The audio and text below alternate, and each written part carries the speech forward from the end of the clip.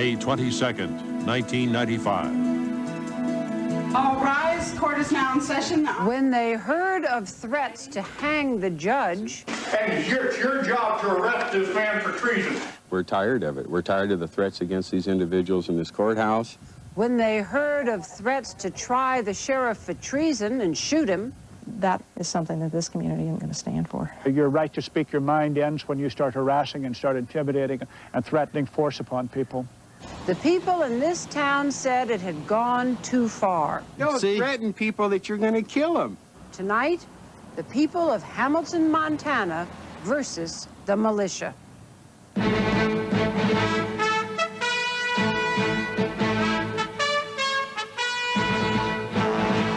This is ABC News Nightline. Substituting for Ted Koppel and reporting from Washington, Cokie Roberts. They're mad as hell and not going to take it anymore. That's what the people of Hamilton, Montana is saying. But this time it's not the government they're taking on. They're taking on the people in their community who are anti-government, who say that law enforcers are out to take away their rights. Talk was one thing in Hamilton, but threats against the sheriff and the judge were another. The town got organized, with business offering financial support to the sheriff, citizens offering moral support. It was time, they said, to speak out against the haters. The militia member who allegedly made the threats is now holed up on his ranch, threatening to go down shooting rather than surrender to the sheriff. Here's ABC's Jim Angle. We're a good bunch of people out here. We're nice people. We're tolerant people. Come on. Wayne Hedman has lived in Montana for 30 years. He will be the first to tell you that in the small towns up and down the Bitterroot Valley, free thinking comes naturally, and almost everyone is a little skeptical of government. Nationally and locally, there's a feeling that the federal government maybe got too big for its britches, got, let's say, uppity. But for some people, those who call themselves patriots, freemen, and constitutionalists, the distrust runs much deeper. I think the government's gotten too involved in our daily lives, and I want them out of mine. Karen Hamilton's husband Al is in jail, charged with threatening a police officer over a traffic violation. He even refuses to acknowledge the court's jurisdiction over him. You're blatantly and knowingly and willingly and wantingly going against the Constitution of the United States and the Constitution of the state of Montana right here in front of all these people. And it's your job to arrest this man for treason. We've had jury trials over minor traffic tickets, minor traffic stops that escalated into obstruction of justice, refusal to identify oneself, no driver's license, no registration. The theory being that the state has no power to regulate traffic. For some, even the use of zip codes is too much interference. And if we don't want to use it, why should they shove it down our throats? When you sign a zip code or a social security number, you're signing your rights away to the government. You're not sovereign anymore. You are controlled by the government because you signed your signature. And some policy disagreements are seen as a violation of the Constitution. GATT and NAFTA paying people's tax dollars to take our tax dollars to go pay these big corporations to move to Mexico. Who are these congressmen and senators representing? It's almost an act of treason. Others in these small towns used to dismiss such views as harmless, but in recent months, tolerance turned to fear. This lab, the largest federal facility in the area, has received 2 bomb threats, and there was a bomb threat at the county courthouse the day before the Oklahoma City bombing. Local officials have also been personally threatened. The man implicated in those threats is Cal Greenup, who had several run-ins with the state over licensing an elk herd, cleaning up a landfill, traffic regulations, and failure to pay taxes. He is also the Montana coordinator of the North American Volunteer Militia, which came to his defense in a letter threatening to send officials home in body bags. I took it as intending to convey a threat and passed it on to the proper authorities. It didn't stop there. Greenup allegedly told another man that the sheriff and other law enforcement officials would be shot and the district judge would be hanged for treason. Based on that information, 2 state undercover agents called Greenup, posing as militia members offering assistance. According to court documents, Greenup told the officers to bring guns, something that will shoot a pretty good distance. They say Greenup told them he was going to arrest some of these public officials for violating the Constitution, that they would get an instant trial in common law court for high treason, then be released or hanged. For the last 2 weeks, Greenup has been holed up at his ranch. He is known to be heavily armed and has vowed to die for his beliefs. The sheriff has not tried to arrest him in hopes of avoiding a bloodbath. I'm certainly willing to make an effort to resolve this peaceably. I don't see any need to kill anybody over all of this because I think there's probably other ways we can get this resolved. When you don't threaten people that you're going to kill them, okay? Even passers-by stopped to pick up the argument on the courthouse lawn. The process won't work for anybody who takes a stand against big government. If you're guilty of threatening an individual, you need to be over here in the Ravalli County Jail. The talk of violence shocked people in the quiet communities of this valley. The live and let live atmosphere was shattered, replaced by fear that anti-government sentiment was spinning out of control.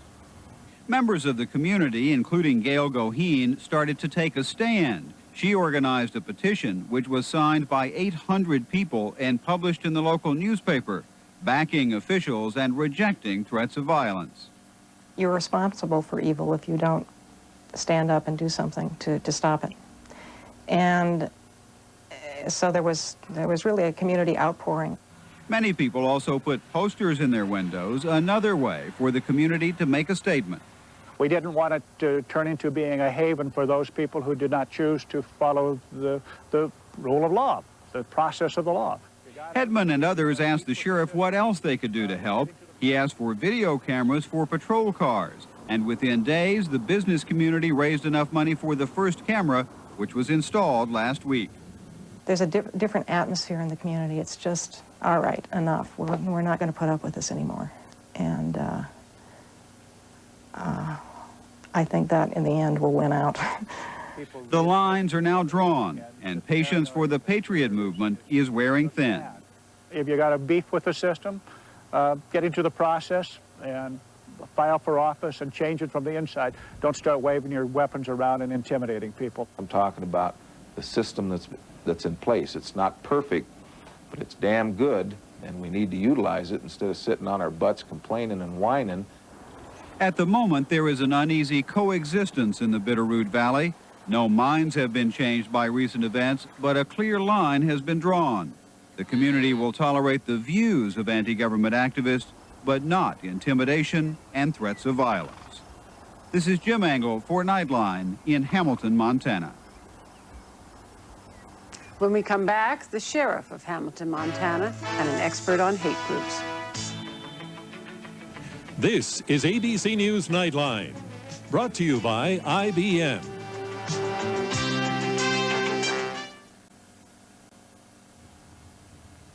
Joining us from his office in Hamilton, Montana, Sheriff Jay Prince, and from our Atlanta Bureau, Daniel Levitas, who tracks hate groups and has advised communities across the country on how to deal with them.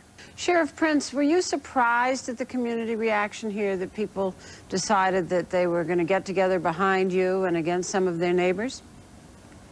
I guess to some degree I was a little surprised. Often in my business, we don't get to hear the good side of the community, and when something like this comes up, it's gratifying to hear it. Does it make a difference?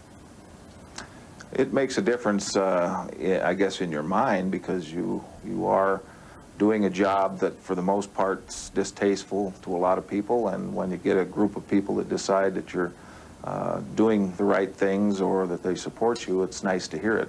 Dan Levitas, does it make a difference in the bigger picture, in the picture of combating these movements in places where they've been a problem?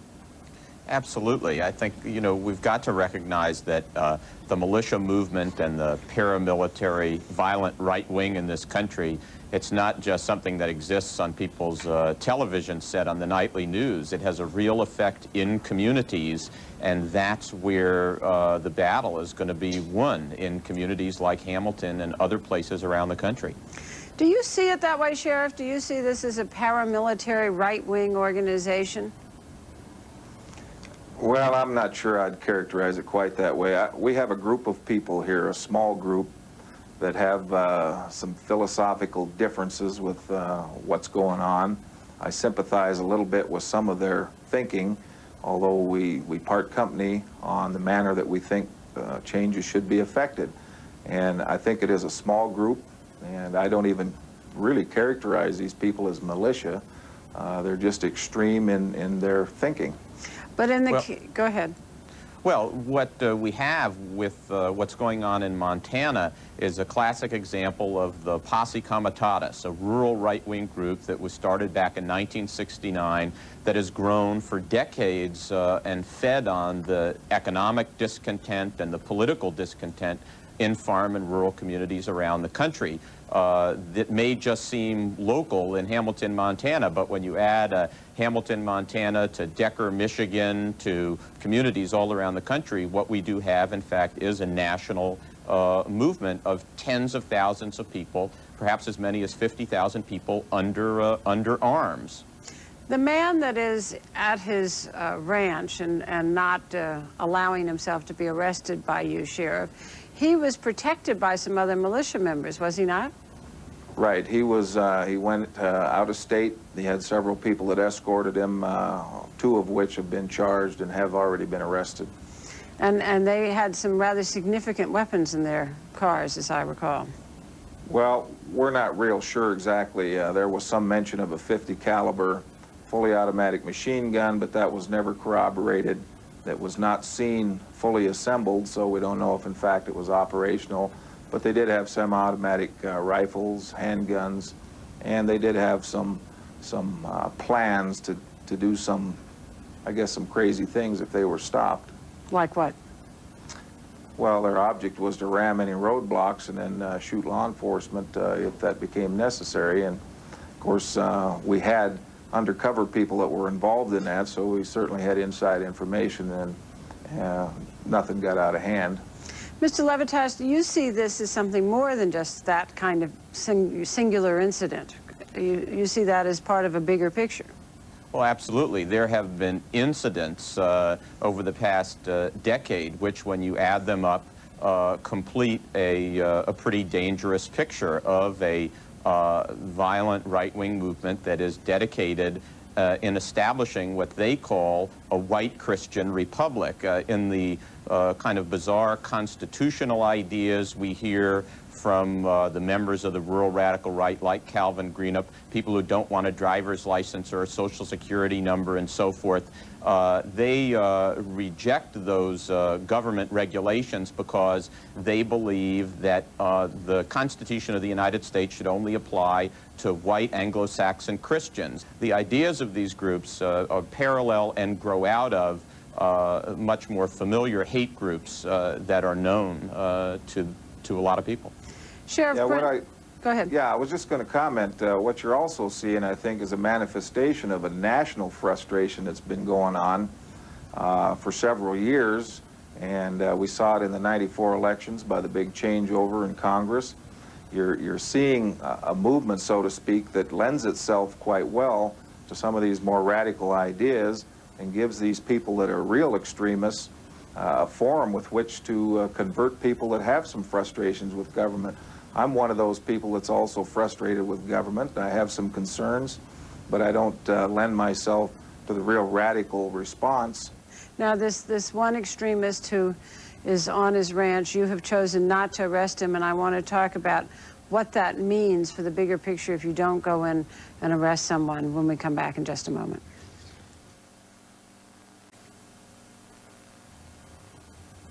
We're back with Sheriff Jay Prince and Daniel Levitas. Sheriff Prince, the Cal Greenup, the man who is on his ranch, just he's not really resisting arrest because you haven't gone to grab him, but he knows that he's supposed to come in. You've chosen not to go out and confront him and arrest him. Why? Well, I've chosen what I consider to be the best of two alternatives right now, and that is I'm not going to go out and kill that man over the kind of situation that's happening now. We're involved in some different things which I can't really discuss, some of our planning and negotiations that are going on right now. My fervent hope is that we can resolve this without anybody getting injured or killed. Obviously, I'm going to stand or fall based on how this situation comes out, but I'm the one that's got to live with me. I got to do it the way I think is best, and as long as I'm sheriff, I'm the one that's going to make those decisions. I'm not going to cave in to pressure from people that sit in their armchair. Dan Levitas, does it send a bad signal to let this man be free, to not go out and arrest him? Well, I think there's obviously a dilemma here. Certainly, in a community like Hamilton, where the sheriff's position is elected, and I think we need to recognize that the sheriff is absolutely correct when he says he stands or falls based upon how he decides to handle this situation. But the dilemma is that in not going in and doing anything, it clearly will embolden green-up supporters and other people in the militia movement. If the sheriff does go in to carry out the letter of the law as he should, and there's a confrontation, it may well end up making a martyr out of green-up.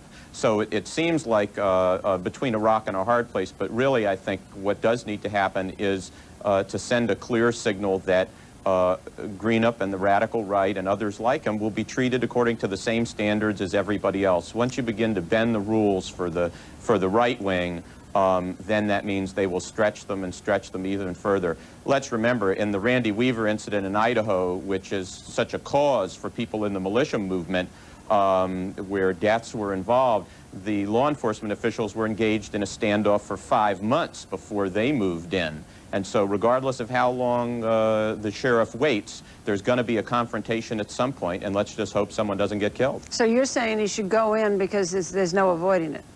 There's no avoiding it. It could be a month, it could be 5 months. You know, Greenup and militia movement members like him are committed to go down in a hail of bullets. At least that's what they say, and I think the sheriff is wise in preparing for that. This is not just idle talk. But, Sheriff, you seem to think that you might be able to avoid this confrontation.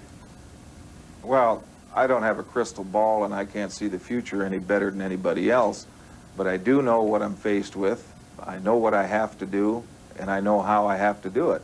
And again, I can't sit here and discuss all of my plans and the information that I do have and things that are ongoing, but this is the best way that I know to handle this, and it may seem to some people like I'm doing nothing. Believe me, I'm not just sitting here doing nothing, hoping things go away. It will get accomplished.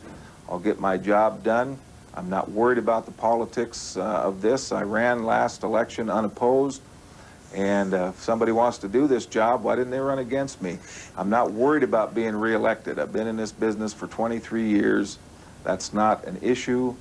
My bottom line is I'm going to accomplish this job, and I'm not going to have to kill anybody to do it. That's the whole sum total of it. Mr. Levitas said that talked about Randy Weaver, and we've heard a great deal about Randy Weaver and his wife and child in the last month since the Oklahoma City bombing. And some of the reports call this Weaver fever, this fear of going in and arresting people. Has that been on your mind? Well, to some small degree. I don't think that would have had any difference in how I do my job. The Weaver fever that everybody talks about certainly plays a small part, but I'm not inclined in my business to go in heavy-handedly and create injuries or death when I can do something different and have other options. This is not the same thing as Weaver. This is a different situation, different people. And again, I don't have the federal government's massive resources. Even if I was inclined to go up there and spend 5 months, that's not me, and I won't operate that way. Dan Levitas?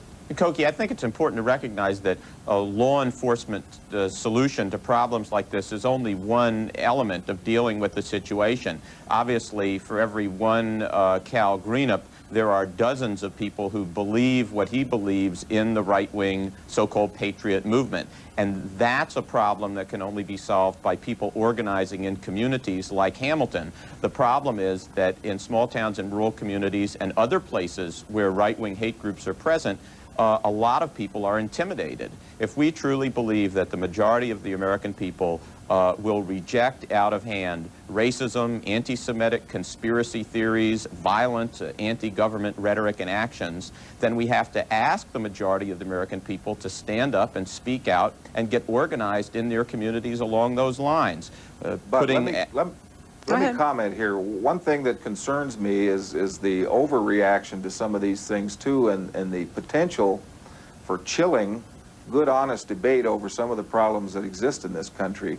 And, you know, we like to characterize these people and these situations to the point where everybody gets painted over with this broad paintbrush we talk about. But when you talk about people who go into court and argue that the court is not under their jurisdiction and they don't need a license to drive, you're talking about some hardcore folks. I agree. I think there are some real extremist ideas out there, but don't get me wrong. We have too many darn politicians and not enough statesmen, and we got to get over this, I guess, this idea that we can't criticize the government officials and law enforcement, because I think it's needed. But again, I agree, there shouldn't be any of this rattling of firearms and telling people you're going to shoot them when they're trying to uphold the law. If you don't like the laws, there are ways to change them. You know, I'm involved in a lawsuit against the federal government on the Brady Law currently as we speak. So I'm not afraid to challenge the government, but I'm also not going to back down or be intimidated by people that threaten to kill me. Thank you, Sheriff Jay Prince, Daniel Levitas. I'll be back in a moment. Tomorrow on Good Morning America, an emotional moment as the Alfred P. Murrah building in Oklahoma City is demolished. Good Morning America will cover it live. That's our report for tonight. I'm Cokie Roberts in Washington. For all of us here at ABC News, good night. For information about Nightline on America Online, call 1-800-772-4222. For Nightline transcripts, call 1-800-ALL-NEWS.